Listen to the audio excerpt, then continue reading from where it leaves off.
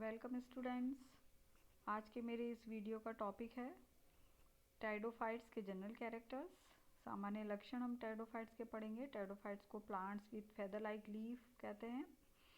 पंख की तरह की पत्तियों वाले पौधे ये कहलाते हैं, क्योंकि टेरिडोफाइट के जो गुरुपर्णी मैक्रोफिलस प्रकार हैं, जो वंश हैं, उनकी पत्तियां पंख की तरह दिखाई देती हैं, इसलिए ये plants with feather like leaf कहलाते हैं। टेरिडोफाइट्स का शब्द की उत्पत्ति कैसे हुई? टेरिडोफाइट शब्द जो है वो ग्रीक भाषा के दो शब्दों से मिलकर बना है, टेरोन और फाइटोन। टेरोन का मतलब होता है फेदर यानी पंख, और फाइटोन का मतलब होता है प्लांट। तो पंख की तरह पत्तियों वाले जो पौधे हैं उन्हें टेरिडोफाइट कहा गया था।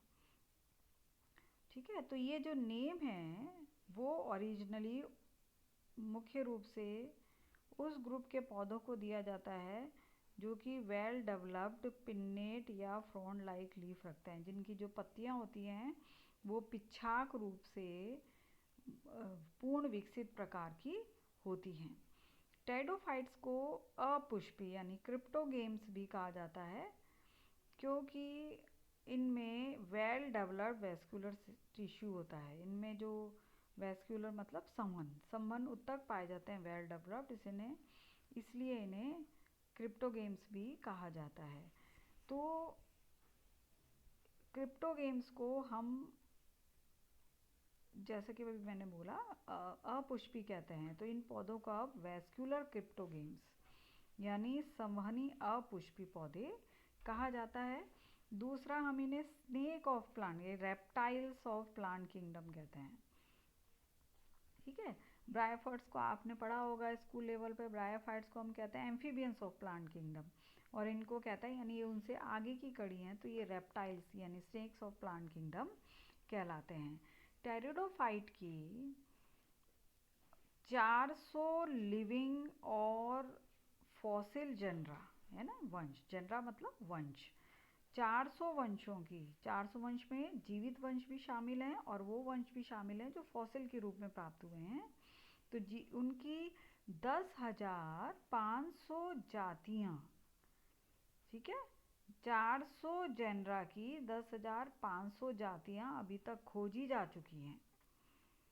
और अगर इसकी उत्पत्ति की बात करें तो टेरिडोफाइट का ओरिजिन यानी उत्पत्ति जो है वो 400 मिलियन ईयर्स पहले की मानी जाती है। और किस काल की मानी जाती है? पैलियोजोइक ईरा के सिलूरियन काल की। ये जियोलॉजिकल टाइम स्केल जब मैंने आपको पढ़ाया था तब ये सारे का ईरा महाकल्प आपको पढ़ाए थे। तो पैलियोजोइक महाकल्प के सिलूरियन पीरियड की इसकी उत्पत्ति मानी जाती है।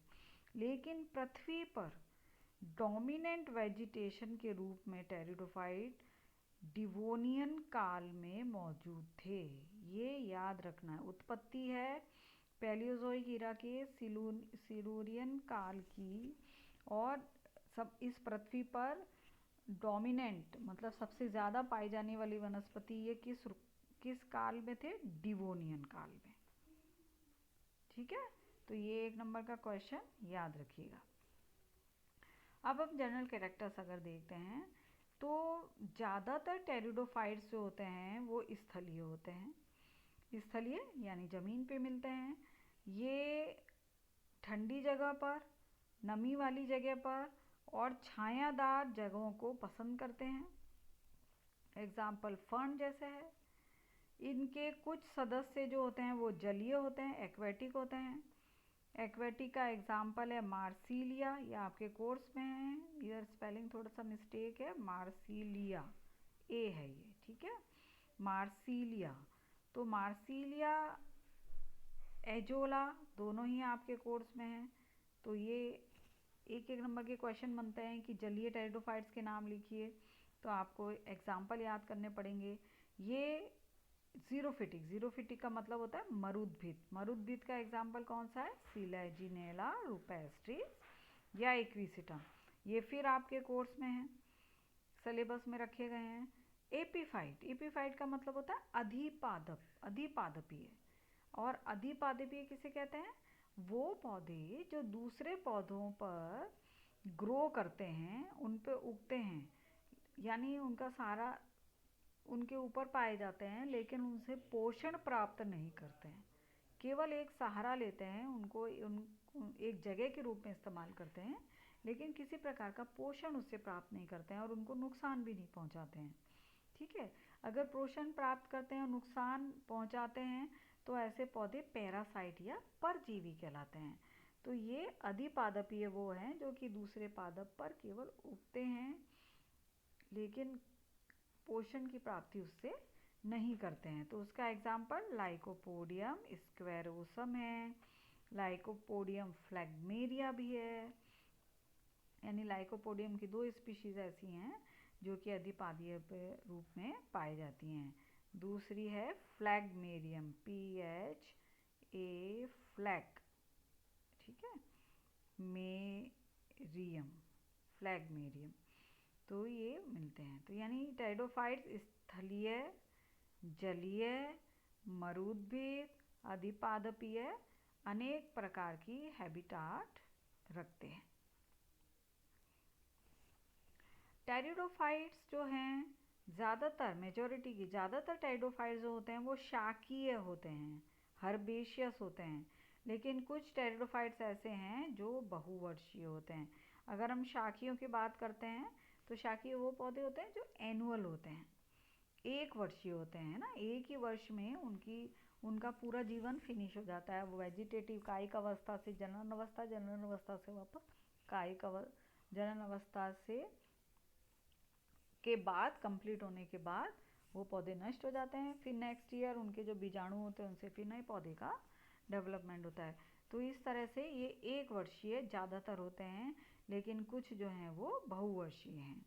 बहुवर्षीय होते हैं तो वो ट्री लाइक फॉर्म के अंदर पाए जाते हैं, वृक्ष रूप में ये मिलते हैं। Example is Angiopteris. फिर ये 1 नंबर का क्वेश्चन यहाँ आता है, अगर बहुवर्षीय हैं वृक्षीय टेरिडोफाइट का एग्जाम्पल पूछते हैं तो एंजियोप्टेरिस, ठीक है। अब सबसे छोटा टेरिडोफाइट कौन है? एजोला, ये नाम याद रखें।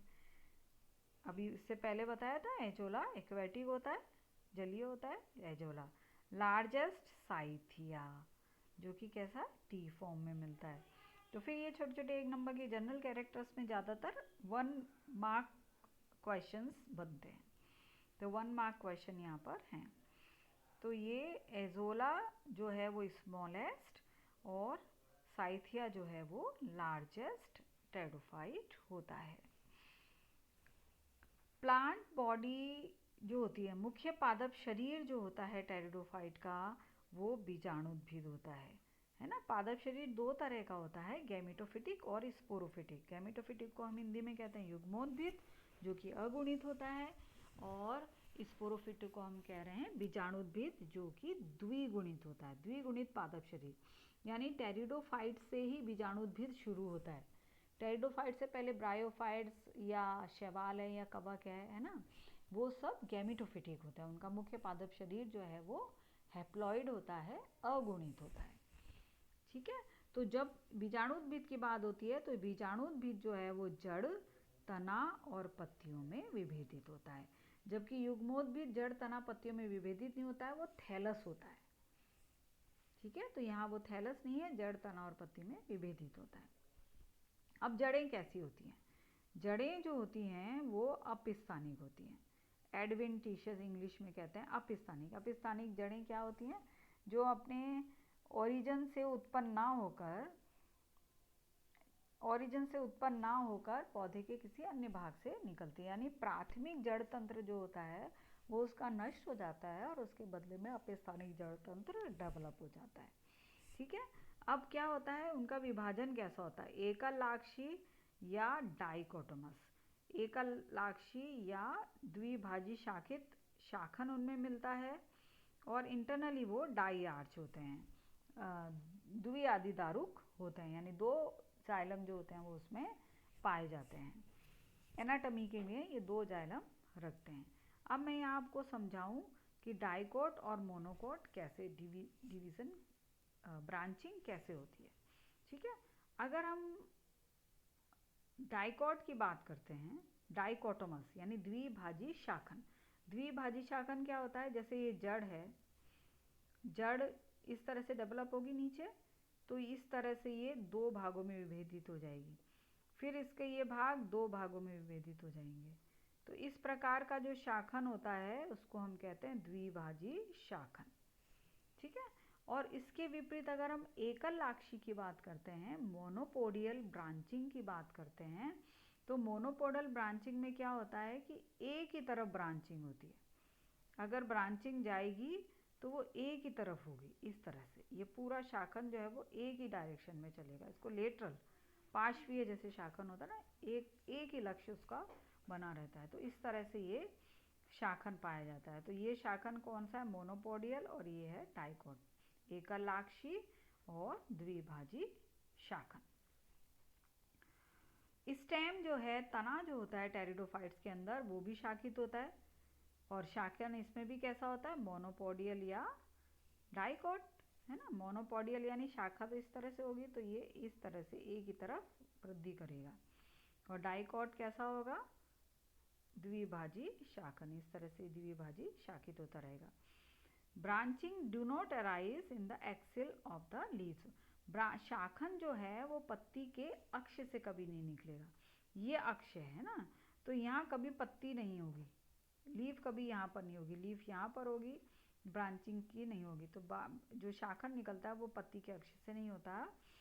अनेक टेरिडोफाइट्स के अंदर तना जो होता है वो प्रकंद के रूप में भी पाया जाता है। प्रकंद क्या होता है, अंडरग्राउंड स्टेम।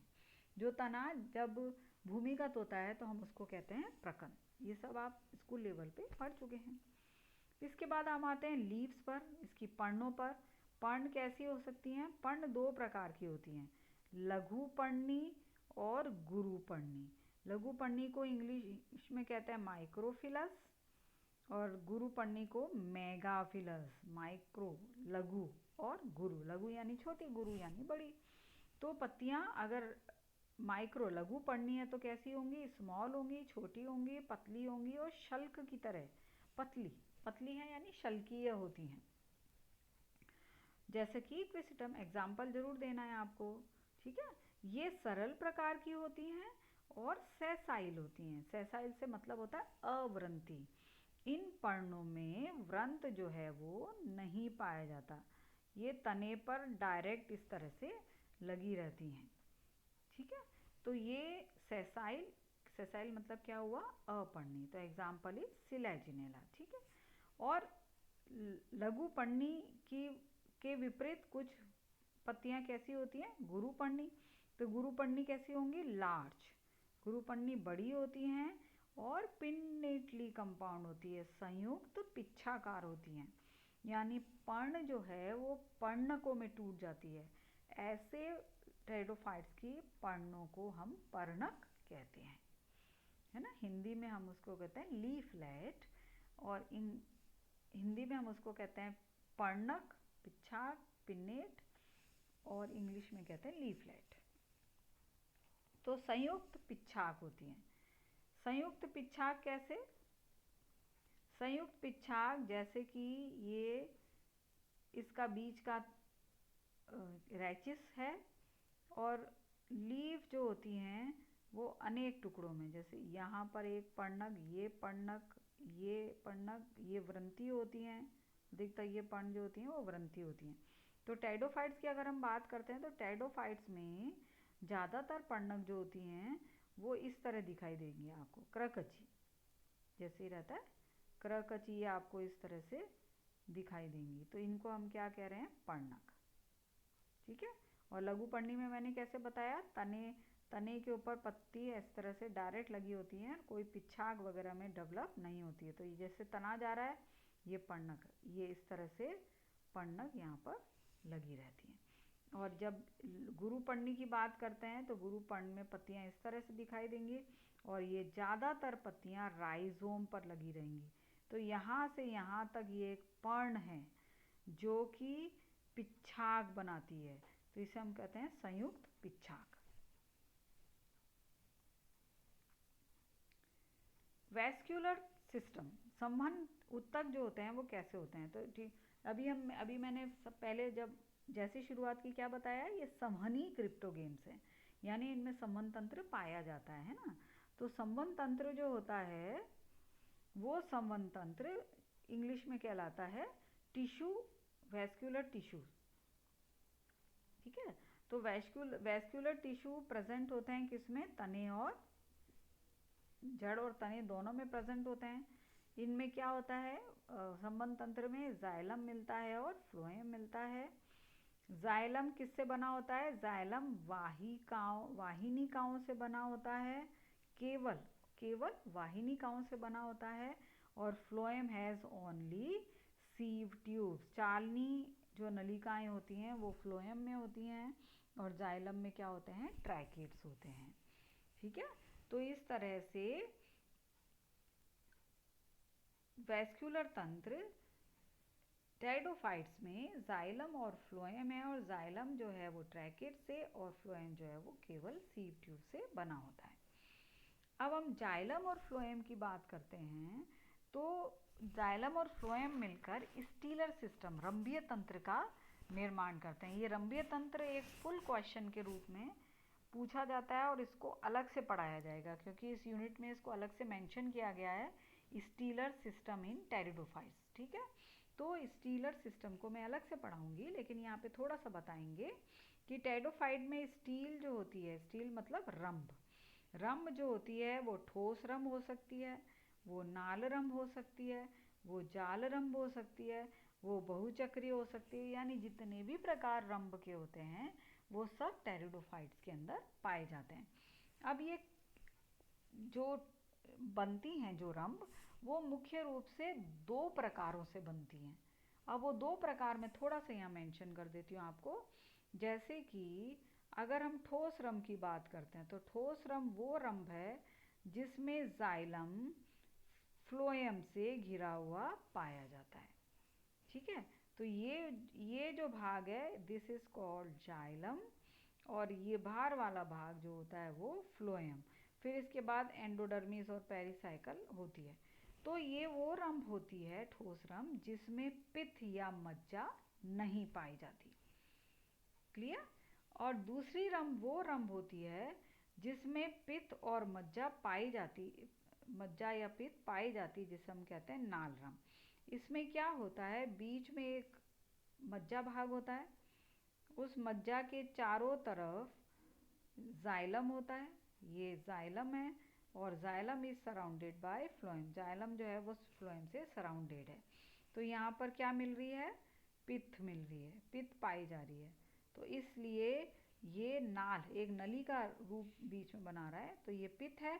जबकि ठोस रंभ में मैंने क्या बताया अभी आपको, ये जाइलम है, और जाइलम जो है वो सीधे फ्लोएम से घिरा हुआ है, तो ये ठोस रंभ है, तो यहाँ पित्त एब्सेंट है। ठीक है, तो इसी से बाकी सारी जो रंभ हैं वो डेवलप हुई हैं, इसको डिटेल में हम आगे पढ़ेंगे। ठीक है, एधा नहीं पाई जाती है। अभी जितने भी अभी मैंने दोनों रंभ बताए उसमें किसी प्रकार का कोई कैम्बियम नहीं बनाया है। कैम्बियम कहाँ बनते हैं, वैस्कुलर बंडल में। जब इस तरह से वैस्कुलर बंडल बनते हैं तो ये बीच में डाइकॉट में मिलता है ना, ये कैम्बियम होता है, ये ऊपर फ्लोएम है और नीचे की तरफ ये जाइलम होता है। कोलेटरल कॉन्जॉइंट वैस्कुलर बंडल जब होते हैं तब इस तरह की स्ट्रक्चर बनती है, तो इसको हम कहते हैं कैम्बियम, जो कि यहाँ पर नहीं पाई जाती, टेरिडोफाइट में नहीं पाई जाती। तो कैम्बियम जो होती है टेरिडोफाइट में एब्सेंट होती है।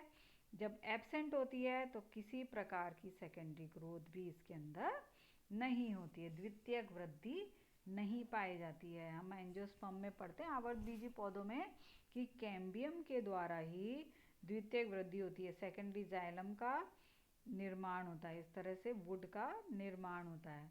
तो और ऊपर की तरफ बनता है सेकेंडरी फ्लोएम। तो सेकेंडरी जाइलम सेकेंडरी फ्लोएम जो है वो सेकेंडरी ग्रोथ के दौरान बनते हैं, तो क्योंकि यहाँ पे कैम्बियम नहीं है तो इस तरह से सेकेंडरी ग्रोथ भी नहीं पाई जाती है। ठीक है, तो ये इस तरह से इस एक जनरल मॉर्फोलॉजी मैंने आपको आज बताई है टेरिडोफाइट्स की। अब हम टेरिडोफाइट्स में पाया जाने वाला जो रिप्रोडक्शन है उसको नेक्स्ट लेक्चर में मैं आपको पढ़ाऊँगी। तो आज के लिए इतना ही। Thank you very much.